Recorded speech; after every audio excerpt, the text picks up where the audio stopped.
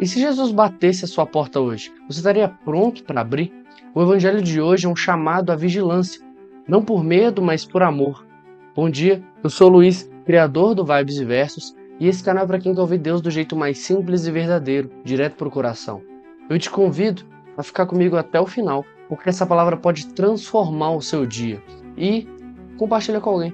Se inscreve no canal, nos siga nas redes sociais e comenta. O seu comentário pode levar esse vídeo para mais pessoas que possam se identificar com essa mensagem.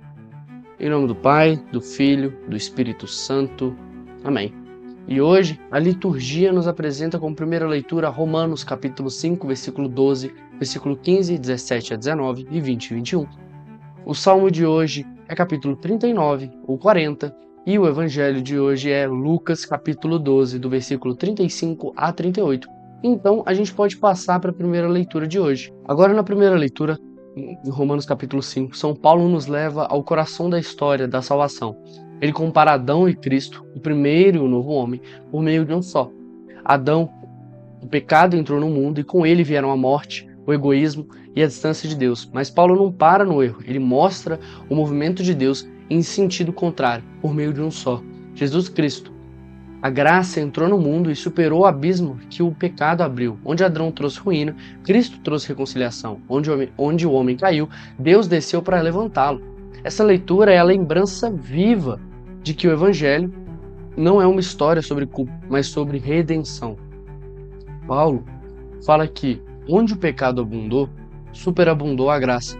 Essa frase muda tudo. Deus não apenas repara o dano, ele transforma o mal em caminho de salvação. A graça não é uma resposta contida, é um transbordamento. E o incrível é que ela age justamente onde há mais feridas. A lógica divina é oposta à humana. O lugar da nossa fraqueza é o lugar onde a graça mais se manifesta. O pecado revelou o quanto o homem pode cair. A cruz revelou o quanto Deus pode amar a gente. Como se Paulo dissesse, não tenha medo do que você foi, confie no que a graça pode fazer de você agora. Essa passagem é o fundamento da esperança cristã. Ela nos ensina que a santidade não é o resultado de um histórico limpo, mas de um coração que se deixa alcançar. Adão apresenta a humanidade que tenta viver sem Deus. Cristo representa o Deus que escolheu viver conosco. O primeiro abriu a porta da morte e o segundo encarou a porta da vida eterna. Quando a gente entende isso, a fé deixa de ser peso moral e se torna uma resposta de gratidão.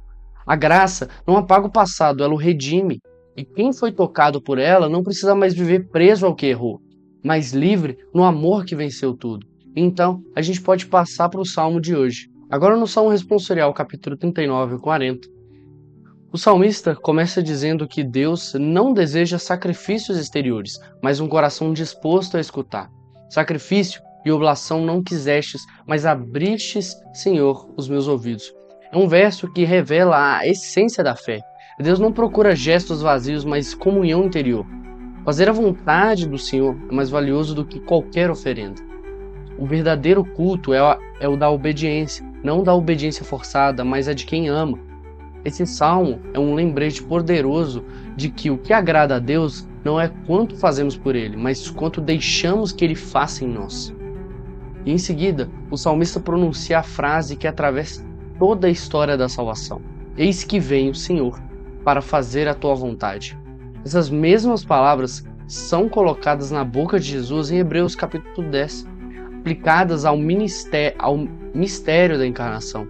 É o eco da obediência perfeita do Filho ao Pai. Quando rezamos esse salmo, entramos nesse mesmo movimento de entrega. É como se a gente dissesse, Senhor, a minha vida não é um altar de aparência, é um altar de disponibilidade. Essa atitude faz com que a fé deixe de ser uma obrigação e se torne um relacionamento. E por fim, o salmista proclama: proclamei a vossa justiça na grande assembleia. Não fechei os meus lábios, Senhor, vós o sabeis. É o testemunho de quem experimentou a bondade de Deus e não consegue guardar para si mesmo. Aquele que vive a vontade de Deus passa a irradiar essa alegria, mesmo sem precisar falar muito. Ele se torna um sinal vivo da presença divina no mundo. O Salmo 39 é, portanto, o retrato da alma obediente, aquela que troca o ruído do eu quero pela serenidade do eis-me aqui. É a oração de quem entende que o maior sacrifício é se deixar amar e que a maior recompensa é viver em sintonia com a vontade do Pai. Então, a gente pode passar para o Evangelho de hoje. Agora, no Evangelho de Lucas, capítulo 12, do versículo 35 e 38, Jesus começa com um chamado à prontidão. Ficai cingidos e com lâmpadas acesas. É a imagem do coração desperto, da fé viva que não se acomoda. Estar cingido significa estar preparado para um movimento com pés livres para o caminho. E ter a lâmpada acesa é manter a chama da fé acesa em meio à noite do mundo. O cristão é aquele que não dorme espiritualmente, que não se deixa distrair por aquilo que passa. Essa vigilância não é medo, mas amor. É o olhar atento de quem espera alguém que ama chegar.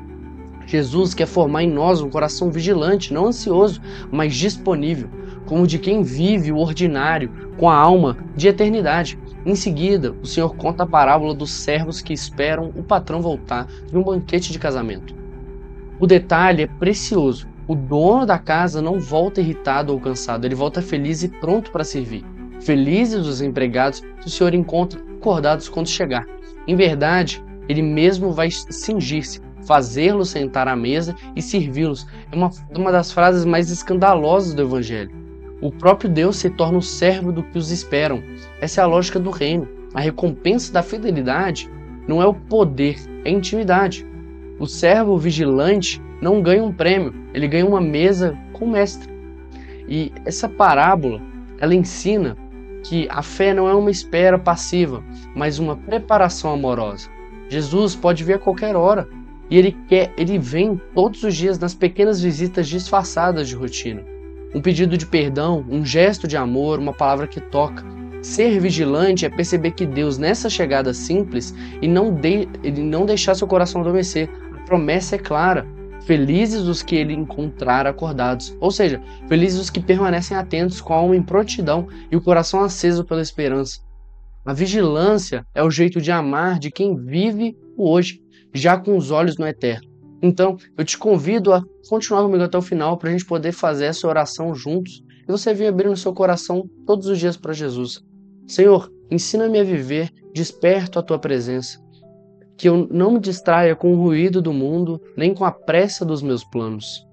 Dá-me graça de te reconhecer nas pequenas coisas e a coragem de te esperar, mesmo quando pareces demorar. Faz do meu coração uma porta sempre aberta, e quando tu chegares, que eu te receba com alegria.